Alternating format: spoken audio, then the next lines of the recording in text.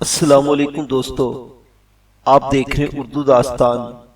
آئیے سنتے ہیں اردو ناول کفارہ قسط نمبر 17۔ اردو ناول کفارہ کی سابقہ اقساط سننے کے لیے ڈسکرپشن میں دیے گئے لنک پر کلک کریں۔ مزید ویڈیوز کے لیے ہمارے چینل اردو داستان کو سبسکرائب کریں۔ شکریہ۔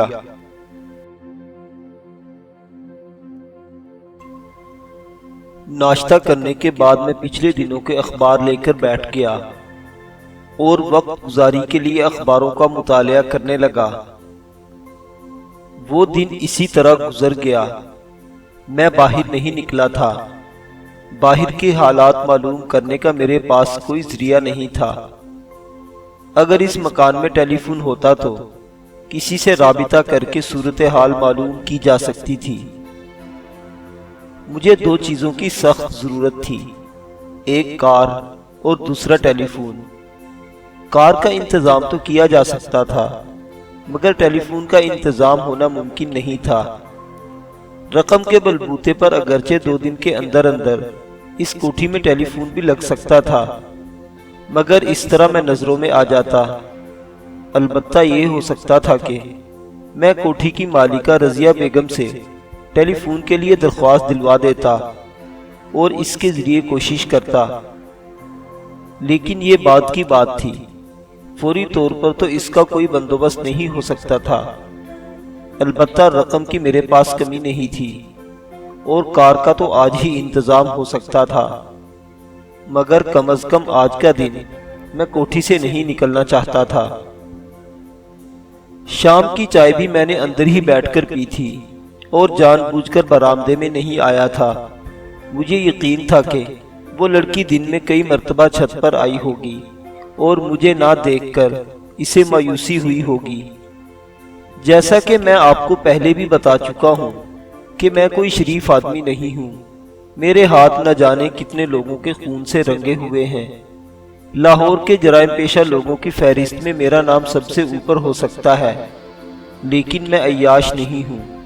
عورتوں کے پیچھے کبھی نہیں بھاگا۔ محنت کے بغیر کوئی ہاتھ آ جائے تو اسے چھوڑتا بھی نہیں۔ لیکن یہ لڑکیاں بھی وہ ہوتی ہیں جنہیں اپنی عزت کا کوئی احساس نہیں ہوتا۔ وہ چند روپوں کی خاطر کسی کے ساتھ بھی جانے کو تیار ہوتی ہیں۔ لیکن یہ لڑکی، اس کا تعلق ایک شریف گھرانے سے تھا۔ میں نے ایک دو مرتبہ اس گھر کے سربراہ کو دیکھا تھا۔ دبلا پتلا، دراز قامت، عمر 40 کے لگ بھگ رہی ہوگی، کھچڑی داڑھی اور سر پر ہمیشہ دھاگے کی سفید ٹوپی رہتی تھی۔ اس کے پاس موٹر سائیکل تھی اور وہ شاید کسی سرکاری دفتر میں ملازم تھا۔ ٹونی نامی اس بچی کے کہنے کے مطابق مجھ پر مہربان ہونے والی اس کی خالہ تھی۔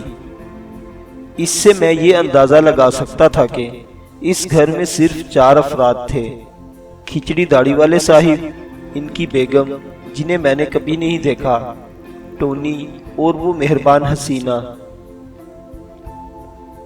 وہ حسینہ اپنی مہربانیوں سے مجھے رام کرنے کی کوشش کر رہی تھی، لیکن میں اس گھر کی شرافت کی وجہ سے اسے نظر انداز کر رہا تھا، اس کی حوصلہ شکنی کر رہا تھا تاکہ وہ میرا خیال دل سے نکال دے۔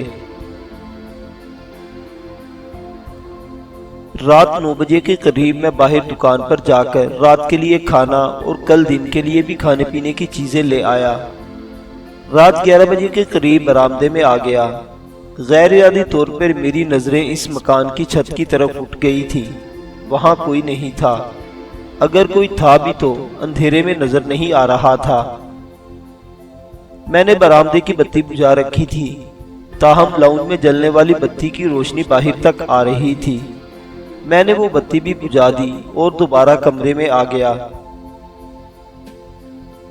میں نے کل کوئی گاڑی خریدنے کا ارادہ کر لیا تھا اور اس کے لیے صبح رقم کی ضرورت تھی۔ میرے پاس الماری میں اگرچہ رقم موجود تھی، مگر وہ 20-25 ہزار روپے سے زیادہ نہیں تھی، جبکہ کار خریدنے کے لیے زیادہ رقم کی ضرورت تھی۔ اور میں نے پانی کے انڈر گراؤنڈ ٹینک میں چھپایا ہوا بیگ نکال کر اس میں سے کچھ رقم نکالنے کا فیصلہ کیا تھا۔ میں برآمدے سے اتر کر پانی کے ٹینک کے قریب گیا۔ پہلے محتاط نگاہوں سے ادھر ادھر دیکھا، کسی مکان کی چھت سے بھی ٹینک والی جگہ نظر نہیں آ رہی تھی۔ میں نے جھک کر ٹینک کا کنکریٹ کا ڈھکنا اٹھا دیا۔ پلاسٹک میں لپٹا ہوا بیگ پانی کے اندر ڈوبا ہوا تھا۔ اس کی رسی ٹینک کے اندر لگے ہوئے ایک آہنی ہک سے بندھی ہوئی تھی۔ میں رسی پکڑ کر پانی میں لٹکے ہوئے بیگ کو اوپر کھینچنے لگا اور بالآخر اسے ٹینک کے ہول کے کنارے پر رکھ دیا۔ وہ پانی میں بھیگا ہوا تھا اور پانی فرش پر بہہ رہا تھا۔ میں بیگ کے ساتھ رسی کی گرے کھول رہا تھا کہ گیٹ پر ہلکی سی دستک سن کر میں اچھل پڑا۔ مجھے اپنا دل کن پٹیوں میں دھڑکتا ہوا محسوس ہونے لگا اور سینے میں سانس رکنے لگا۔ میں نے بیٹھے بیٹھے مڑ کر دیکھا۔ اس دوران دستک کی آواز ایک بار پھر ابھری۔ لوہے کا گیٹ اگرچہ آہستگی سے کھٹکایا گیا تھا، لیکن رات کے سناٹے میں آواز دور تک سنی جا سکتی تھی۔ میں نے بڑی پھرتی سے کنارے پر پڑے ہوئے بیگ کو دھکا دیا۔ بیگ شراپ کی آواز سے پانی کے اندر جا گرا اور پھر اس سے بھی زیادہ پھرتی کا مظاہرہ کرتے ہوئے کنکریٹ کا ڈھکنا اٹھا کر ہول پر رکھ دیا۔ میں نے تو ڈھکنا بہت آہستگی سے رکھنے کی کوشش کی تھی، لیکن آخری لمحے کا ایک کونا میرے ہاتھ سے چھوٹ گیا اور دھڑ کی آواز پھیل گئی، اور ٹھیک اسی لمحہ گیٹ کھٹکھٹانے کی آواز ایک بار پھر ابھری۔ میرے پاس اس وقت پستول نہیں تھا۔ میں دبے قدموں چلتا ہوا گیٹ والی دیوار کے قریب آیا اور اندازہ لگانے کی کوشش کرنے لگا کہ باہر کون ہو سکتا ہے۔ پولیس کے بارے میں سوچا بھی جا سکتا تھا۔ پولیس والے اس طرح کسی کے دروازے پر دستک نہیں دیتے۔ میرے ذہن میں اچانک ہی سولجر کا خیال ابھرا، لیکن اس خیال کو ذہن سے جھٹک دیا۔ سولجر تو مجھے اچھرا موڑ پر اتار کر اسی رکشے پر آگے چلا گیا تھا، اور میں کافی دیر تک اچھرا کے ایک ریسٹورنٹ میں بیٹھا رہا تھا۔ اگر یہ فرض کر لیا جائے کہ سولجر میرا ٹھکانہ معلوم کرنے کے لیے چھپ کر میری نگرانی کر رہا تھا، تو ایسا بھی ممکن نہیں تھا۔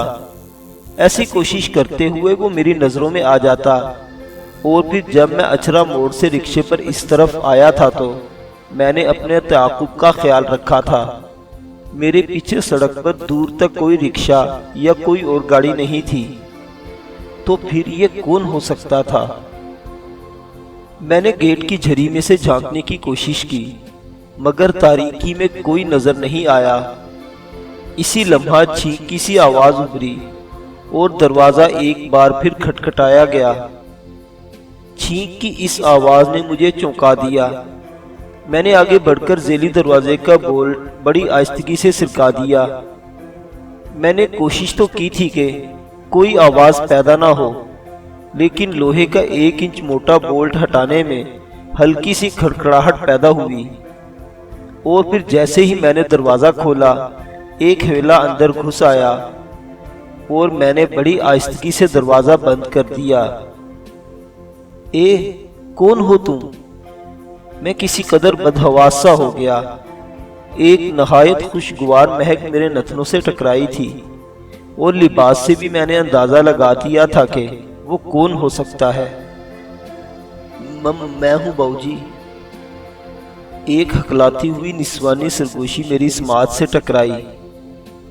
یہاں کھڑے ہونا مناسب نہیں، اندر چلو، میں بتاتی ہوں۔ میں چند لمحے تاریکی میں اسے گھورتا رہا اور برآمدے کی طرف چل پڑا۔ اس نسوانی سرگوشی نے میرے دل کی دھڑکن تیز کر دی تھی۔ وہ کوئی عورت تھی اور آواز سے جوان ہی لگتی تھی، لیکن میں اندازہ نہیں لگا سکتا تھا کہ وہ کون ہے۔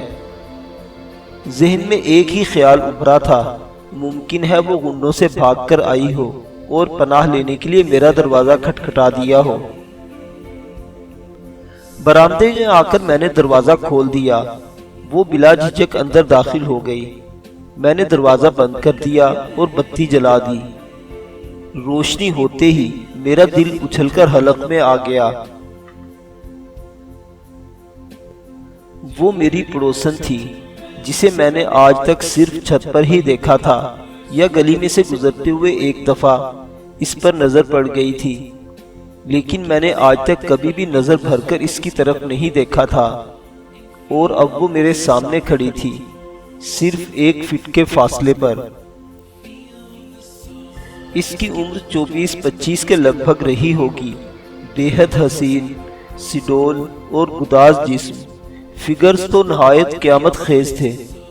وہ گھر سے چوری چھپی آئی تھی، لیکن اس کے چہرے پر کسی قسم کا خوف نہیں تھا۔ اس کے ہونٹوں پر بڑی خفیف سی مسکراہٹ تھی۔ اس کے برعکس میرے دل کی دھڑکن بے قابو ہو رہی تھی اور کن پٹیاں سلگ رہی تھی۔ میں رخشی ہوں۔ اس کے لہجے میں ہلکی سی ہکلاہٹ تھی۔ میں نے پہچان لیا ہے تمہیں، میں نے اس کے چہرے پر نظریں جماتے ہوئے کہا، لیکن آدھی رات کے وقت تم یہاں کیوں آئی ہو؟ تمہارے گھر والوں کو یہ پتہ چل گیا تو؟ میرے گھر میں اس وقت کوئی نہیں ہے، اس نے میری بات کاٹ دی۔ گجرات میں عزیز بھائی کی والدہ کا انتقال ہو گیا ہے، شام کو اطلاع ملی تھی اور وہ اسی وقت چلے گئے تھے۔ ٹونی کو تیز بخار ہو رہا تھا، اس لیے ہم ان کے ساتھ نہیں جا سکے۔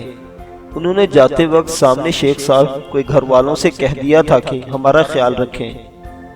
ٹونی اس وقت سو رہی ہے، میں اس لیے موقع پا کر آپ سے ملنے کے لیے یہاں آ گئی۔ بہت غلط کیا تم نے، کسی اجنبی کے گھر میں جہاں کوئی عورت بھی نہ ہو اس طرح بے دھڑک چلے آنا ٹھیک نہیں ہے۔ تم میرے لیے اجنبی نہیں ہو، رخشی نے کہا۔ کیا؟ میں رخشی کی بات پر چونک گیا۔ در حقیقت یہ سوچ کر میرا دماغ گھوم گیا تھا کہ وہ میرے بارے میں کیا جانتی تھی، کیا جانتی ہو میرے بارے میں؟ ہم تو کبھی ایک دوسرے سے ملے بھی نہیں، اور میرا خیال ہے تم میرا نام بھی نہیں جانتی۔ میں تمہارا نام بھی جانتی ہوں روفی باؤ، اور تمہارے بارے میں اور بھی بہت کچھ جانتی ہوں۔ رخشی کے ہونٹوں پر مسکراہٹ آ گئی۔ رخشی کے منہ سے اپنا نام سن کر میرے دل کی دھڑکن تیز ہو گئی۔ میں نے اسے دونوں باہوں سے پکڑ لیا اور اپنے قریب کھینچ کر اس کے چہرے پر نظریں جماتے ہوئے بولا، کیا جانتی ہو میرے بارے میں؟ بہت کچھ، اس نے میری آنکھوں میں جھانکتے ہوئے جواب دیا، مگر یہاں نہیں۔ ٹونی بخار میں سو رہی ہے، وہ گھر میں اکیلی ہے، اگر جاگ گئی تو مجھے نہ پا کر پریشان ہوگی۔ تم میرے گھر آ جاؤ، وہاں بیٹھ کر باتیں کریں گے ساری رات۔ میرے دماغ میں دھماکے سے ہو رہے تھے، گردن پر چونٹیاں سی رینگنے لگی تھی۔ اس نے جب چیزیں بھیجنا شروع کی تھی تو میں یہی سمجھا تھا کہ جوانی کا جوش ہے، مجھے دیکھ کر لٹو ہو گئی ہوگی اور اسی طرح چیزیں بھیج کر تعلقات استوار کرنا چاہتی ہوگی، لیکن یہاں بات کچھ اور نکلی تھی۔ میں اب تک اس کی حوصلہ شکنی کرتا رہا تھا تاکہ تعلقات زیادہ نہ بڑھ سکیں، کیونکہ میرا خیال تھا کہ اگر تعلقات بڑھ گئے تو بعد میں کسی وقت یہ لڑکی میرے لیے الجھن کا باعث بن سکتی تھی۔ لیکن میں اس حقیقت سے بے خبر ہی تھا کہ وہ میرا نام ہی نہیں بلکہ میرے بارے میں اور بھی بہت کچھ جانتی تھی۔ وہ جس طرح بے باکی سے یہاں چلی آئی تھی، اس پر مجھے شدید حیرت ہوئی تھی، اور مزید حیرت اس بات پر ہو رہی تھی کہ وہ مجھے اپنے گھر آنے کی دعوت دے رہی تھی۔ اس کی اس بے باکی سے میں اس کے بارے میں بہت کچھ سوچنے پر مجبور ہو گیا تھا۔ کیا سوچ رہے ہو روفی؟ اس کی آواز سن کر میرے خیالات منتشر ہو گئے۔ اوہ کچھ نہیں، میں نے جواب دیا۔ کیا مجھے اپنے گھر بلا کر تمہیں ڈر نہیں لگے گا؟ ڈر؟ اس کے ہونٹوں کی مسکراہٹ گہری ہو گئی۔ ڈر تو مجھے اب لگ رہا ہے، اکیلی ہوں نا، تم آ جاؤ گے تو مجھے ڈر کیوں لگے گا؟ لیکن میں کوئی عذر نہیں سننا چاہتی، اس نے میری بات کاٹ دی۔ میں جا رہی ہوں، میرا دروازہ کھلا رہے گا، دستک دیے بغیر اندر آ جانا اور زیادہ انتظار مت کرانا۔ اس نے ایک بار پھر میری آنکھوں میں جھانکا اور میرے جواب کا انتظار کیے بغیر دروازے کی طرف بڑھ گئی۔ میں اس کے پیچھے پیچھے ہی گیٹ تک آیا۔ رخشی نے گیٹ کھول کر باہر جھانکا اور پھر باہر نکل گئی۔ میں نے گیٹ بند کر دیا اور اندر آ گیا۔ میں کتنی دیر تک اپنی جگہ پر کھڑا صورتحال کے بارے میں سوچتا رہا۔ جس لڑکی کو دور سے دیکھ کر بہت معصوم اور بھولی بھالی سمجھتا تھا، وہ بہت خراٹ ثابت ہو رہی تھی۔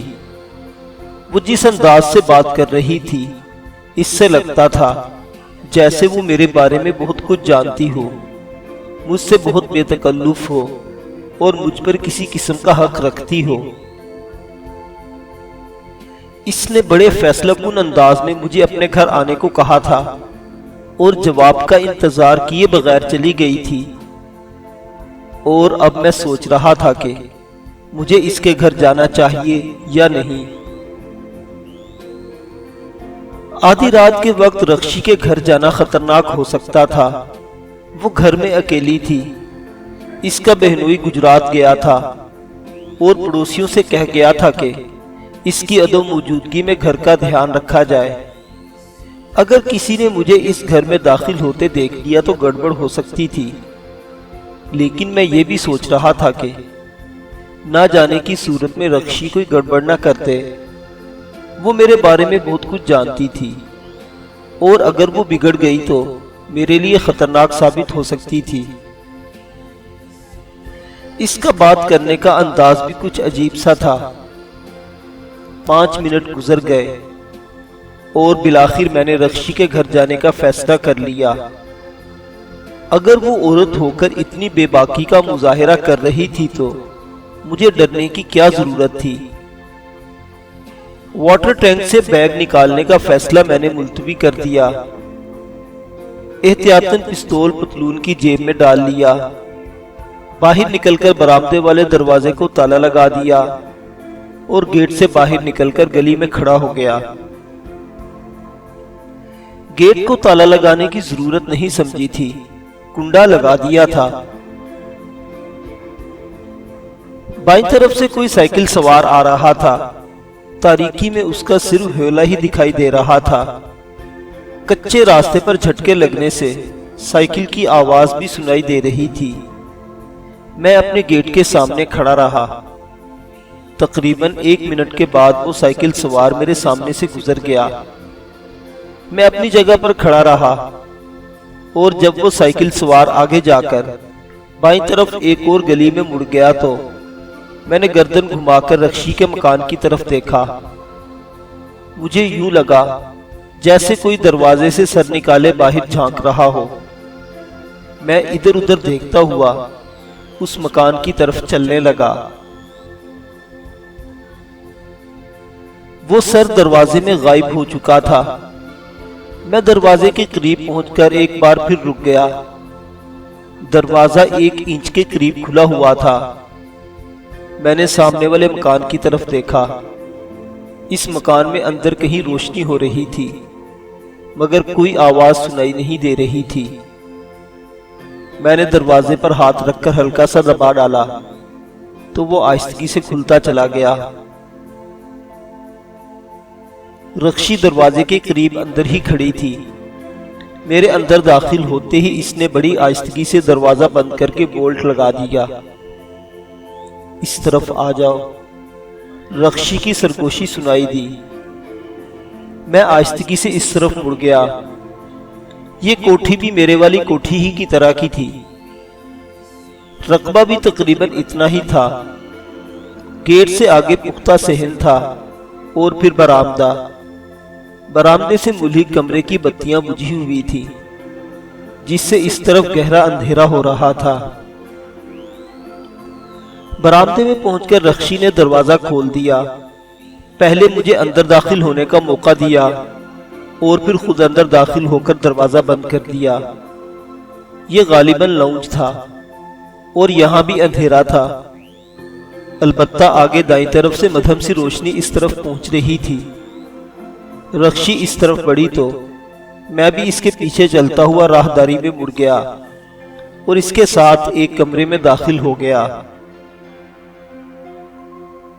یہ بیڈ روم تھا۔ پلنگ پر آرام دہ بستر بچھا ہوا تھا، ایک طرف ڈریسنگ ٹیبل تھی اور اس کے قریب ہی 2 کرسیاں بھی رکھی ہوئی تھی۔ اس کمرے کا فرنیچر دیکھ کر اندازہ لگایا جا سکتا تھا کہ اس کا تعلق متوسط درجے سے ہے۔ میں نے کمرے کا جائزہ لیتے ہوئے رخشی کی طرف دیکھا۔ اس کے ہونٹوں پر بڑی گہری مسکراہٹ تھی۔ میں تو سمجھی تھی کہ تم نہیں آؤ گے، وہ میرے چہرے پر نظریں جماتی ہوئی بولی۔ میں خود بھی تم سے ملنا چاہتا تھا، میں نے جواب دیا۔ پہلی مرتبہ تمہیں چھت پر دیکھ کر دھیان تو نہیں دیا تھا، لیکن تم نے مجھے چیزیں بھیجنا شروع کر دی تو میرے دل میں تجسس پیدا ہوا۔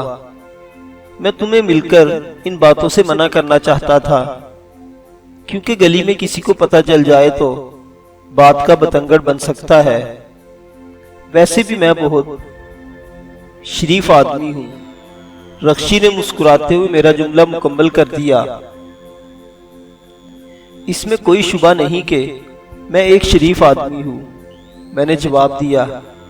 میری شرافت کا اندازہ اس بات سے بھی لگا سکتی ہو کہ تم جیسی حسین لڑکی کی طرف سے حوصلہ افزائی ہو کر بھی میں نے تمہیں نظر انداز کرتا رہا۔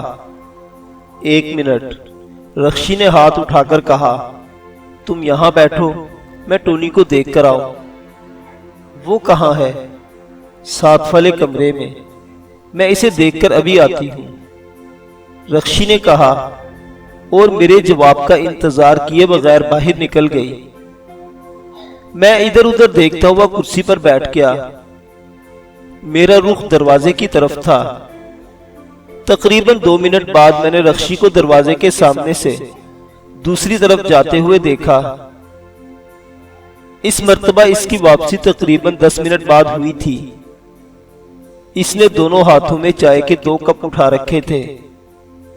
اس نے آگے بڑھ کر دونوں کپ ڈریسنگ ٹیبل پر رکھ دیے۔ اس وقت تو میں تمہیں چائے ہی پلا سکتی ہوں، اگر کچھ کھانے کا موڈ ہو تو بنا لاؤں، وہ کہتے ہوئے میرے سامنے بیڈ پر پیر لٹکا کر بیٹھ گئی۔ ٹونی کیسی ہے؟ کیا ہوا ہے اسے؟ میں نے پوچھا۔ دوپہر کے بعد اچانک ہی تیز بخار ہو گیا تھا۔ شام کو عزیز بھائی اسے ڈاکٹر کے پاس لے گئے تھے۔ اس وقت انجیکشن لگا دیا تھا، دوا بھی استعمال کرنے کو دی تھی۔ اس کے تقریباً آدھے گھنٹے بعد عزیز بھائی کی والدہ کے انتقال کی اطلاع آ گئی۔ وہ فوراً ہی روانہ ہو گئے۔ ٹونی ٹھیک ہوتی تو ہم بھی جاتے، مگر ڈاکٹر نے کہا تھا کہ اسے ہوا نہ لگنے دی جائے ورنہ طبیعت بگڑ سکتی ہے۔ میں چائے کی چسکیاں لیتے ہوئے خاموشی سے اس کی بات سن رہا تھا۔ اس نے اب تک جس بے باکی کا مظاہرہ کیا تھا، اس پر مجھے شدید حیرت ہوئی تھی۔ کسی اجنبی مرد سے بات چیت کرتے ہوئے نوجوان لڑکیوں کے منہ سے آواز تک نہیں نکلتی تھی۔ وہ مجھے آدھی رات کے قریب اپنے گھر میں لے آئی تھی اور اس وقت تو اس نے دوپٹہ بھی نہیں لے رکھا تھا۔ تم نے مجھے یہاں کیوں بلایا ہے؟ میں نے اس کے چہرے پر نظریں جماتے ہوئے کہا۔ میں اکیلی تھی اور مجھے ڈر لگ رہا تھا، اس لیے میں نے تمہیں بلا لیا، اس نے جواب دیا۔ تم میرے بارے میں بہت کچھ جاننے کا دعویٰ بھی کرتی ہو اور اس کے باوجود مجھے یہاں تم مجھے کھا نہیں جاؤ گے، اس نے میری بات کاٹ دی۔ لیکن مجھے حیرت ہے کہ لوگ تمہیں اتنا برا کیوں سمجھتے ہیں؟ اگر تم میں کوئی برائی ہوتی تو پہلے ہی روز جب میں نے تمہیں اشارہ کیا تھا ہاتھ دھو کر میرے پیچھے پڑ جاتے اور میرا جینا حرام کر دیتے، مگر صورتحال اس کے برعکس رہی۔ تم مجھے مسلسل نظر انداز کرتے رہے، اور یہ تمہاری برائی نہیں، شرافت کی نشانی ہے۔ اور تم مجھے شریف آدمی سمجھ کر بے دھڑک میرے گھر چلی آئی اور مجھے یہاں بلا لیا، لیکن تمہیں کسی پر اتنا اعتماد نہیں کرنا چاہیے۔ کوئی شریف آدمی بھی ایسے موقع سے فائدہ اٹھائے بغیر نہیں رہ سکتا۔ لیکن بہرحال میں نے چند لمحوں کی خاموشی کے بعد کہا، تم میرے بارے میں کیا جانتی ہو اور کیسے؟ تمہیں یہ مکان کرائے پر لیے ہوئے 2 سال سے زیادہ کا عرصہ ہو چکا ہے۔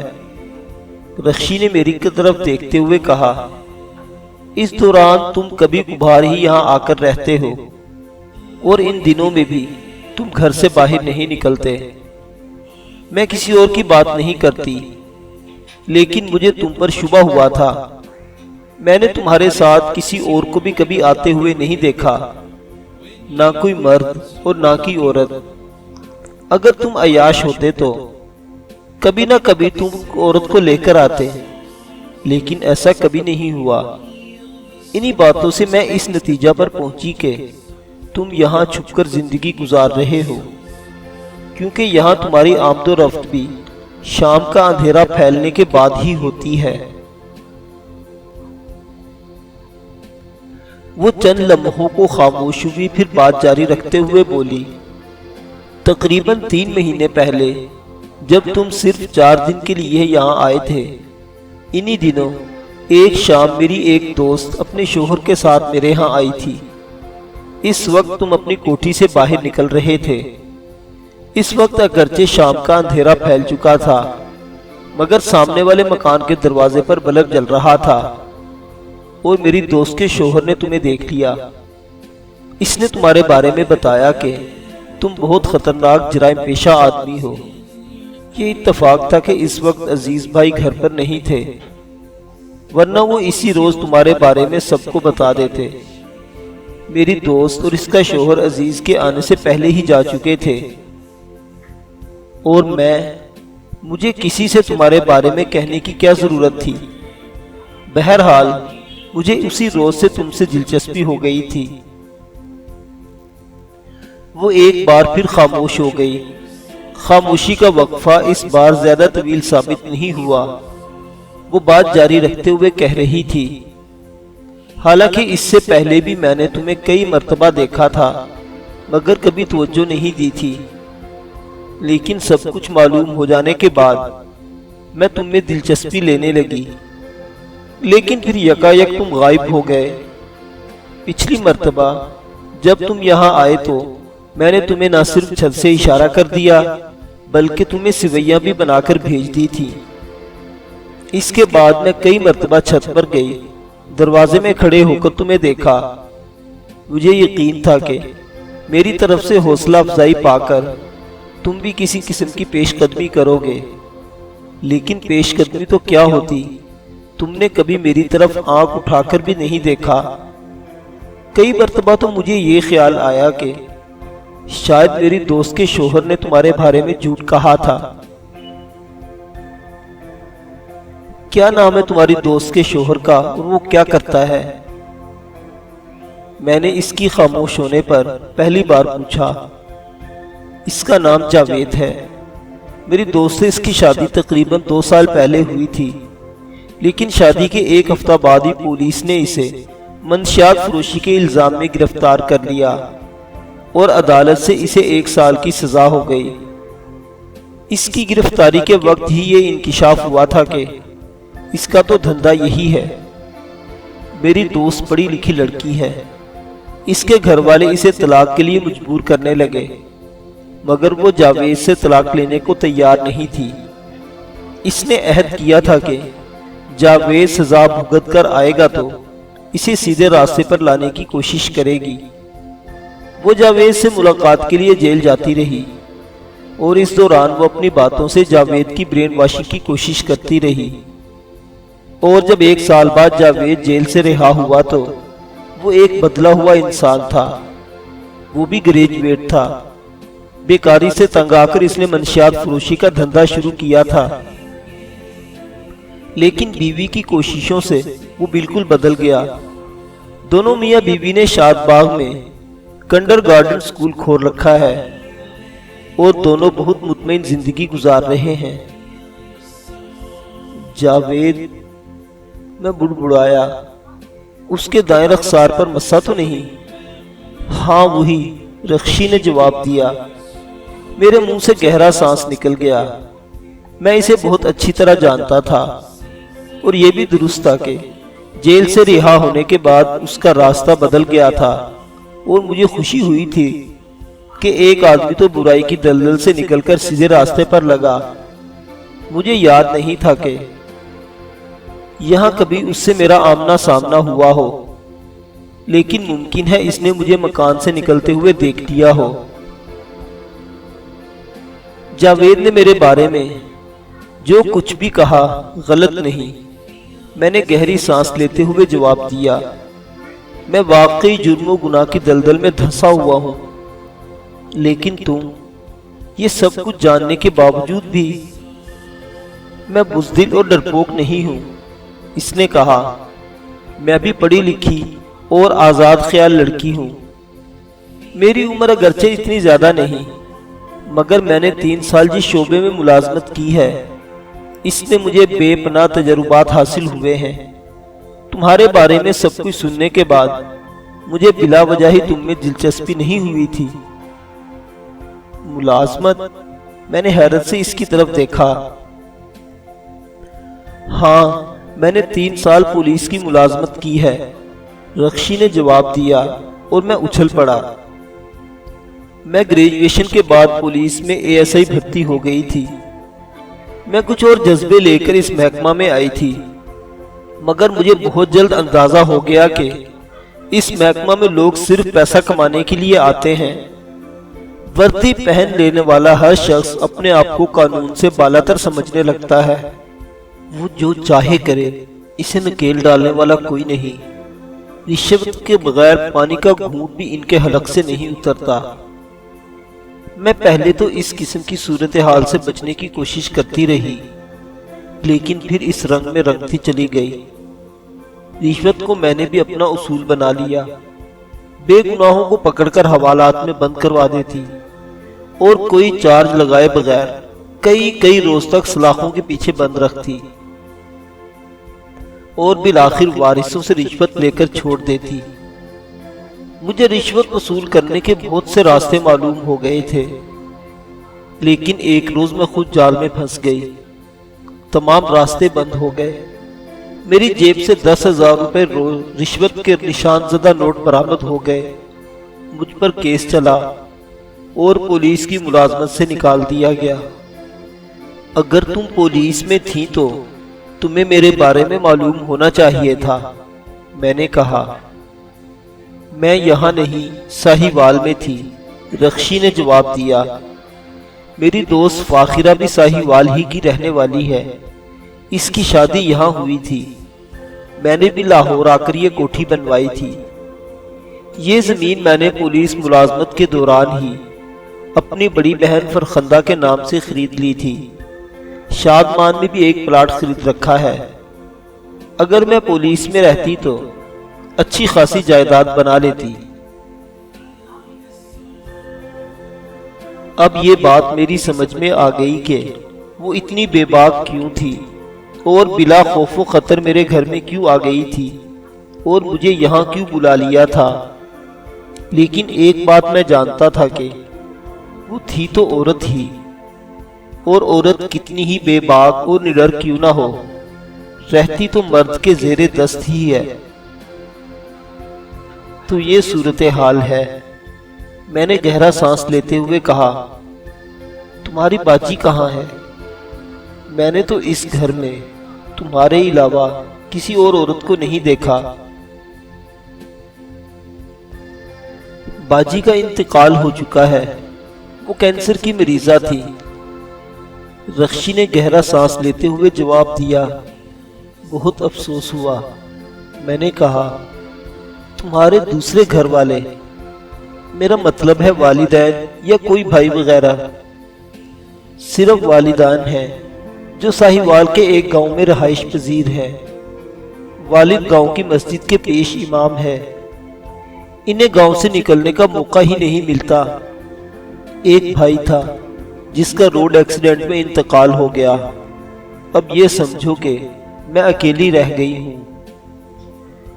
عزیز بھائی تمہارے بہنوئی ہیں؟ میں نے کہا۔ بہنوئی کے ساتھ اکیلے رہتے ہوئے مجھے کوئی شرم نہیں آتی، رخشی نے جواب دیا۔ عزیز بھائی اے جی آفس میں کلرک ہیں۔ میں ٹونی کی وجہ سے ان کے ساتھ رہ رہی ہوں۔ ویسے یہ مکان تو میرا ہی ہے نا، مجھے یہاں رہنے سے کون روک سکتا ہے؟ عزیز بھائی ویسے بھی بہت سیدھے سادے آدمی ہیں اور مجھ سے کچھ ڈرتے بھی ہیں۔ تم تو چیز ہی ایسی ہو کہ تم سے ڈرنا چاہیے، میں نے پہلی بار مسکرانے کی کوشش کرتے ہوئے کہا۔ میں کوئی بھوتنی تو نہیں ہوں، اس نے مجھے گھورا۔ لیکن کسی بھوتنی سے زیادہ خطرناک ہو، میں نے کہا۔ بہرحال یہ طے ہو گیا کہ تم بزدل اور ڈرپوک نہیں ہو، بہت بے باک اور نڈر ہو۔ محلے والے بھی تمہارے بارے میں جانتے ہوں گے۔ تمہیں اکیلے پا کر بھی کوئی اس دروازے کے قریب آنے کی جرت نہیں کرے گا۔ پھر تم نے مجھے یہاں کیوں بلایا ہے؟ یوں ہی، اس نے مسکراتے ہوئے جواب دیا۔ تم سے باتیں کرنے کو دل چاہتا تھا۔ نڈر اور بے باک ہونے کے باوجود تم ایک عورت ہو۔ میں نے اس کے چہرے پر نظریں جماتے ہوئے کہا، اور تمہیں یہ بھی بتایا گیا ہے کہ میں بہت خطرناک آدمی ہوں۔ کیا مجھے یہاں بلا کر تم نے غلطی نہیں کی؟ کیسی غلطی؟ اس نے مجھے گھورا۔ کسی خوش فہمی میں مت رہنا، میں کوئی آوارہ اور بدچلن عورت نہیں ہوں۔ میں تم میں دلچسپی اس لیے نہیں لے رہی کہ تمہارے حسن و جمال پر مرمیٹی ہوں۔ تمہارے بارے میں جاوید کے انکشاف سے پہلے بھی میں نے تمہیں دیکھا تھا، لیکن کبھی تم پر توجہ نہیں دی تھی۔ جاوید کے انکشاف کے بعد میرے اندر تمہیں ایسی کیا بات نظر آ گئی کہ جس نے تمہیں مجھ میں دلچسپی لینے پر مجبور کر دیا؟ میں نے کہا، میرے بارے میں جان کر تو تمہیں اور بھی محتاط ہونا چاہیے تھا۔ مجھے تم جیسے ایک آدمی کی تلاش تھی، اس نے میری طرف دیکھتے ہوئے کہا۔ تم جیسی حسین اور جوان عورت کو کسی مرد کی تلاش اس وقت ہوتی ہے جب وہ شادی کرنا چاہتی ہو، یا میرا شادی کا کوئی ارادہ نہیں ہے، اس نے میری بات کاٹ دی۔ جب میں ملازمت میں تھی تو بڑے بڑے پولیس افسر میرے پیچھے غٹرگوں کرتے پھرتے تھے۔ ڈی ایس پی اور ایس پی جیسے افسر مرد اے ایس آئیز کو چپڑاسیوں سے زیادہ اہمیت نہیں دیتے۔ میں بھی اے ایس آئی تھی، مگر یہ افیسر میرے آگے پیچھے دم ہلاتے پھرتے تھے۔ مجھے شہر کے بہترین ہوٹلوں میں ڈنر کرایا جاتا تھا، پارٹیوں میں مدعو کیا جاتا۔ ہر آفیسر میرے قرب کا خواہش مند تھا۔ میں سب جانتی تھی کہ مجھ پر اتنے مہربان کیوں ہیں۔ میں نے تو ان سے بہت فائدے اٹھائے، لیکن ان میں سے کوئی مجھے کبھی چھو نہ سکا۔ تو پھر تمہیں رشوت کے الزام میں کیسے پکڑ لیا گیا؟ تمام آفیسرز پر تم پر مہربان تھے، انہیں تمہاری فیور کرنی چاہیے تھی۔ بات دراصل یہ ہے، ایک ڈی ایس پی مجھ پر کچھ زیادہ ہی مہربان تھا۔ وہ ایک پارٹی میں شرکت کے بہانے مجھے شہر سے باہر ایک ڈاک بنگلے میں لے گیا۔ اس کا خیال تھا کہ میں اس کے لیے ترنے والا ثابت ہوں گی، لیکن وہ میرے ہاتھوں پٹ گیا۔ اس وقت ڈاک بنگلے میں پی ڈبلیو ڈی کا ایک آفیسر بھی اپنی فیملی کے ساتھ موجود تھا۔ میرے ہاتھوں پٹنے کے بعد ڈی ایس پی مجھ سے بدلہ لینے کی موقع کی تلاش میں رہنے لگا، اور بالآخر اس نے مجھے رشوت کے چکر میں پھنسایا، اور اس طرح مجھے اپنی ملازمت سے ہاتھ دھونے پڑے۔ لیکن میں بھی آرام سے نہیں بیٹھی رہی۔